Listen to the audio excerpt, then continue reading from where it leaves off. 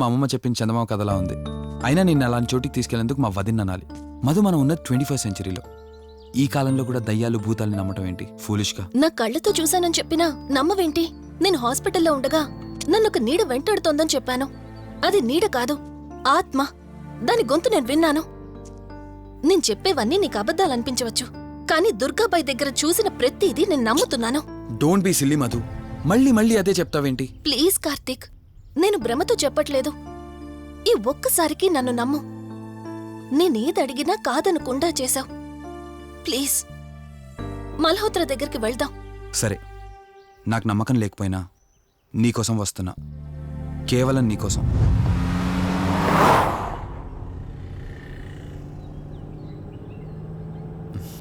ఏంటి అలా చూస్తున్నావు? నేనెవరో ఏంటో తెలీదు, నా గతం ఏంటో తెలీదు. ఆ రోజు ప్రమాదంలో ఉంటే సేవ్ చేసి హాస్పిటల్లో అడ్మిట్ చేశావు. అంతటితో నీ బాధ్యత తీరిపోయిందనుకుని వెళ్ళిపోయి ఉండొచ్చు కదా. నువ్వు మామూలు కండిషన్లో ఉండుంటే నేను మీ ఇంట్లో వాళ్ళకి అప్పగించి ఒక కప్పు ఛాయ్ తాగి బాయ్ చెప్పి వెళ్ళిపోయేవాడిని. కానీ నేను నా కండిషన్లో చూశాక ఒంటరిగా వదలాలనిపించలేదు. నువ్విలా మాట్లాడుతుంటే చాలా బాగుంటుంది కార్తీక్, కానీ ఒకటి మాత్రం నిజం. నిన్నటి వరకు భయం వేసేది. ఈరోజు నువ్వు నా పక్కనుంటే చాలా ధైర్యంగా ఉంది. ఫస్ట్ టైం భయాన్ని పక్కన పెట్టి నీ గురించి ఆలోచిస్తే ఈ ధైర్యం జీవితాంతం కావాలనిపిస్తుంది. ఎందుకలా నవ్వుతున్నావు? కావాలనుకోవడానికి, కలిసి ఉండడానికి కావాల్సింది ధైర్యం కాదు, నమ్మకం. ఆ నమ్మకం కోసమే అడుగుతున్నాను. రేపు నాకు గతం గుర్తొస్తే ఇప్పుడున్నట్టే ఎప్పటికీ నాతో ఇలానే ఉంటావా? లైఫ్ ఒక ట్రైన్ లాంటిది. ఎక్కేవాళ్ళు ఎక్కుతూ ఉంటారు, దిగేవాళ్ళు దిగుతూ ఉంటారు. కాకపోతే మనకిష్టమైన వాళ్ళు పక్కనున్నంత వరకు, లాస్ట్ స్టేషన్ వచ్చేంత వరకు దిగాలనిపించదు. ఆ ఇష్టం మన పక్కనే ఉంటే? వదిన ఫోన్ చేస్తుంది. వదినా. కార్తీక్, దుర్గాబాయ్ నాకిప్పుడే ఫోన్ చేసింది. ఈరోజేవో గడియలు బాలేదంట. రేపు మార్నింగ్ రాహుకాలం తర్వాత రమ్మని చెప్పింది. ఇంతకీ మీరెక్కడున్నారు? వేటపాలెం దగ్గరలో వదినా. ఆల్రెడీ సగం దారి రీచ్ అయిపోయాం. సర్లే, ఓ పని చేయండి. నైట్లో జర్నీ ఏం చేస్తారులే గాని దగ్గరలో ఎక్కడైనా స్టే చేసి మార్నింగ్ వెళ్ళండి. ఓకే వదినా, అలాగే. ప్రోగ్రాంలో చిన్న చేంజ్. మల్హోత్రా రేపు రమ్మన్నారట. బట్ నువ్వు కంగారు పడాల్సిందేం లేదు. దగ్గరలో వాసు గెస్ట్ హౌస్ ఉంది. ఇవాళ రాత్రి అక్కడ స్టే చేయొచ్చు మనం.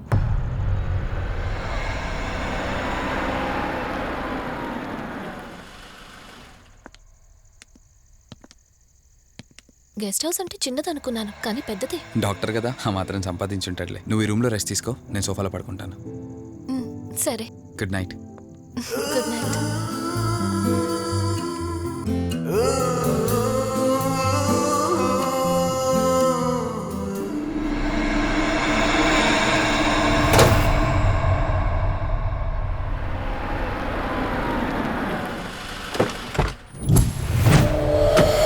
నేను చెప్పింది తన గురించే. చూసా, తన చుట్టే తిరుగుతున్న ఆత్మని చూసా. ఒంటరిగా ఉండలేక, వదిలి వెళ్ళలేక నీడై వెంబడిస్తోంది. అంటే మూలా నక్షత్రం మొదటి గడియల్లో జన్మించిన వాళ్ళు కోరికలు తీరకుండా రాహుకేతువు గడియల్లో మరణిస్తే ఆత్మగా మారి భూమి మీదే తిరుగుతూ ఉంటారు. దీన్ని అంతం చేయడం అంత సులభం కాదు. మరిప్పుడేం చేద్దాం?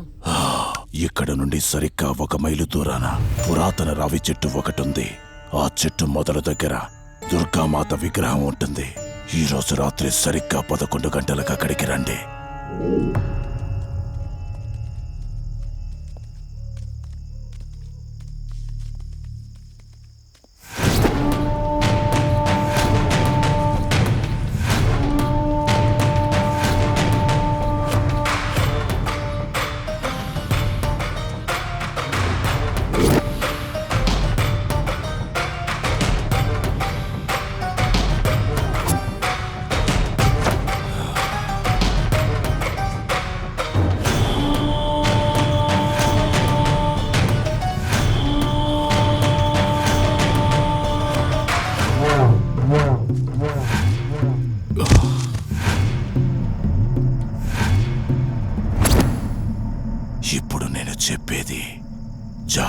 జాగ్రత్తగా వినండి.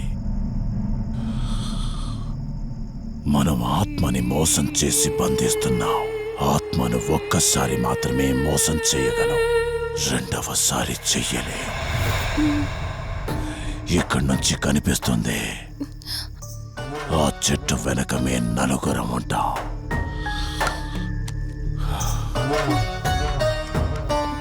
నువ్వు ఈ పుస్తకం చదవడం మొదలుపెట్టినప్పటి నుంచి వాడు కళ్ళు తెరిచేంత వరకు నువ్వు చదువుతూనే ఉండాలి. ఆ శవం కళ్ళు తెరిచాక నువ్విక్కడుండకూడదు. ఒకవేళ నువ్విక్కడే ఉన్నట్టయితే వాడు నిన్ను చంపేస్తాడు. చెప్పు, ధైర్యంగా చేయగలవా? చేస్తాను. సరే, చదవడం మొదలుపెట్టు. మధు, జాగ్రత్త.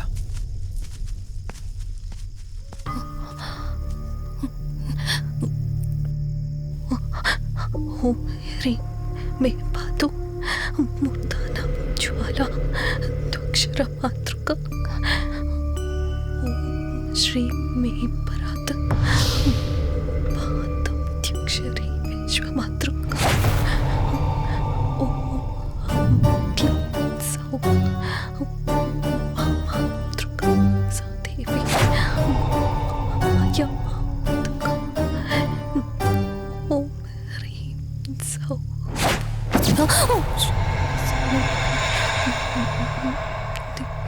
విశ్వసుందరి. ఓం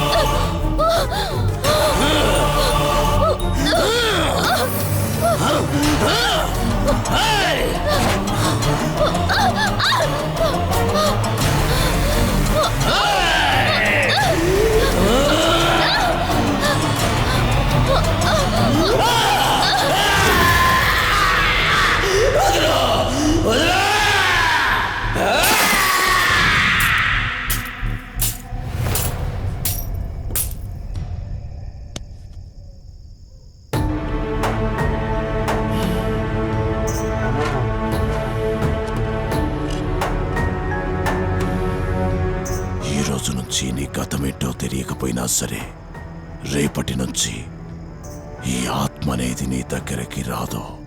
ఇది తీసుకెళ్ళి ఏదైనా పాడుపడ్డ చెరువులో వదిలేయండి.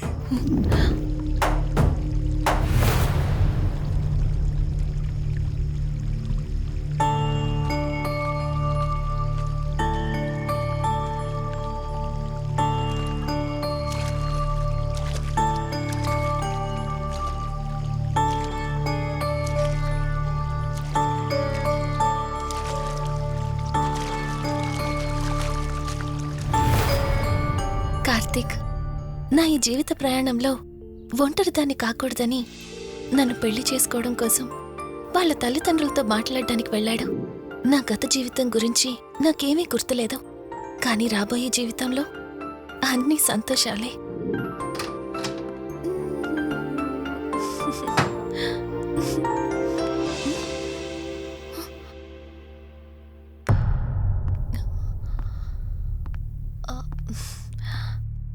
అక్కా, ఏమైంది?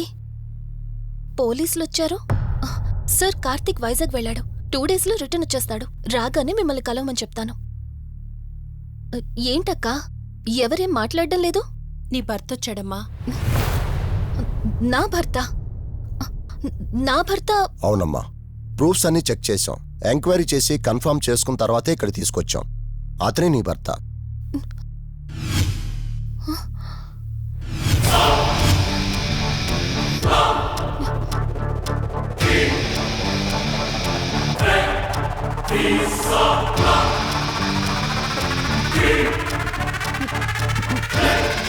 మీరు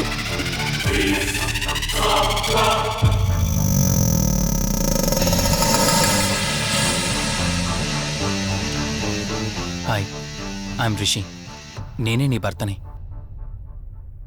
నీ పేరు మధు కాదు, శివరంజని.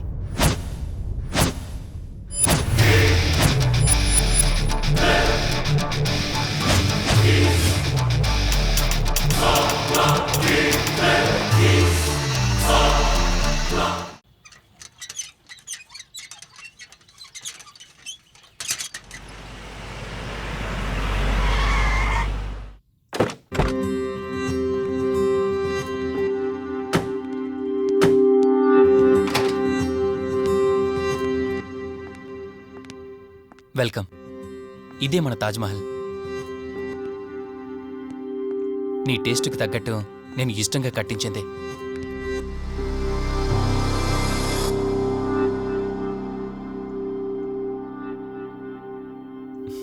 ఏంటలా చూస్తున్నా? ఇదే అన్నిటికంటే నీకిష్టమైన ఫోటో. మన పెళ్ళయ్యాక తీసుకున్న ఫస్ట్ ఫోటో. ఇదెప్పుడు మన కళ్ళ ముందే ఉండాలని నువ్వే హాల్లో పెట్టించావు. కమ్ నా తర. నేను మిమ్మల్ని ఒకటి అడగచ్చా? నేను ఆ రోజు చెరువులో ఎలా పడ్డానో, ఆ టైంకి నేను ఆ రోజు అక్కడ ఏం చేస్తున్నానో, అయినా ఆ పేపర్లో యాడ్ ఇచ్చి ఇన్ని రోజులైనా నన్ను తీసుకెళ్ళడానికి ఎందుకు రాలేదు?